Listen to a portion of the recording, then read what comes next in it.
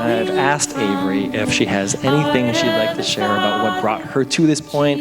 Some of you may know her, some of you may not. Some of you may know her even far better than I do. But is there anything that you'd like to share about why this is special for you this morning? Well, I just want to say I'm very blessed. I couldn't do it without you, Bob, Tracy, everybody, Yeah, I think God's calling me to do this, and I think I'm at that point in my faith where I fully understand what it means to walk with Jesus, and yeah, I want to take the next step. So. Yeah. Perfect. Do you have anything? I could talk a lot, but I won't embarrass you. This is my best friend, Avery. She is like my sister. I'm sorry, Ashley. She has been my rock for the last 5 years, and I have just seen so much growth in her, and she has been helping me, not even knowingly, in her willingness and want to grow in her faith has helped me more than she even knows, so thank you. I couldn't do it without you either, so this is my best friend, and I'm so proud of her, and she really has grown so much in her faith, so I'm so happy to do this. All right. And before we actually do the baptism, there's another word about how you might be newer to us or visiting for the first time. In churches, often it's just pastors or elders or deacons, kind of the church leaders that do baptisms. But again, we're trying to model ourselves after Jesus, and he just had average, everyday disciples baptizing others. So I would love it if in our minds here we could say, oh, baptism is something I could do. I could be away on a retreat and just meeting with some people and praying. I could be on a vacation trip somewhere. Someone's like, I want to take that step. Find water. Go. Do it.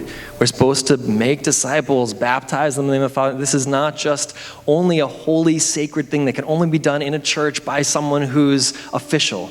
This is you, Avery, and Jesus. We're just happy to be here. So Hope's going to get to join me, and later on, Steve's going to get to join as well with Jaden. And I want you to expand your mind as to what your role is in the kingdom as well. God may put you in this position someday. Don't miss it. Don't pass it up. Don't postpone it. Go for it if God's calling you to. From the heart of the Father, Jesus, we want your living water flowing from the heart of the Father. Jesus, we want your living water flowing from the heart of the Father. Jesus, we want your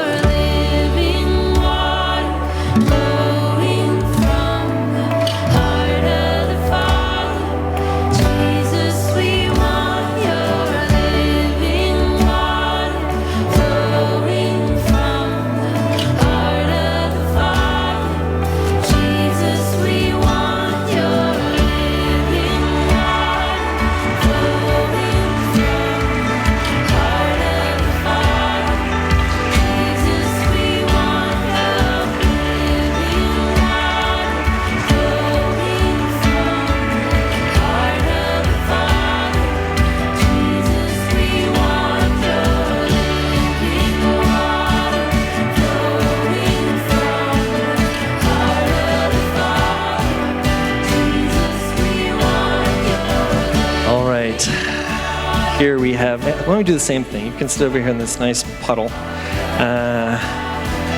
This is Jaden, a friend and a brother in Christ who I'm getting to know better, but who my brother Steve has known for quite some time. And from just the conversation we had before, this has been a journey to get to this point and a God thing. So this is not just a spontaneous thing. It's not just, oh, I feel like there's no whim involved here. If you get to know Jaden's story better, you know this is like a progression with him and with God. And this is a big moment and a beautiful moment. So I'm thrilled to be a part of this. So excited that you're taking this step of faith. And I want to give you a chance to say, if anything comes to mind, why you're here, or what God brought you to this place, or what's special about this for you. For a while, I have been struggling with a lot of battles.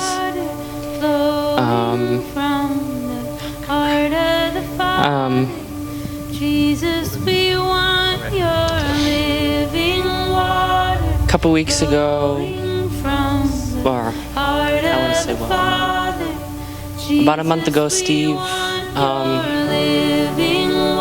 asked me to come to church one night where I was really struggling with mental health and contemplating whether to end my life or not.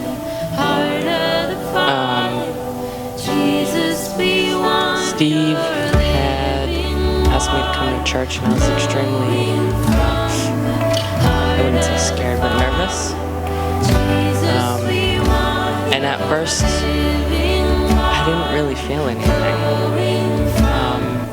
I kind of felt the same. About 2 weeks after that, Steve invited me to come to church again. And during the service, Steve ended up putting his hand over me and praying for me. And all I can remember is just feeling like a weight lifted off my chest, being able to finally breathe. I felt warmth, I felt loved, I felt like that no matter what was going to happen, that I was always going to have God, and God has opened his arms and showed me that he's there and is touching me and talking to me in so many different ways that I have fully come to the conclusion where I now want to give my life and only.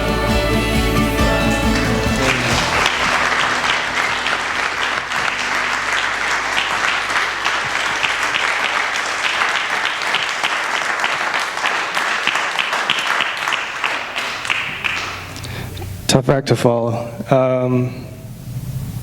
I have known Jaden for, 4 years now or so.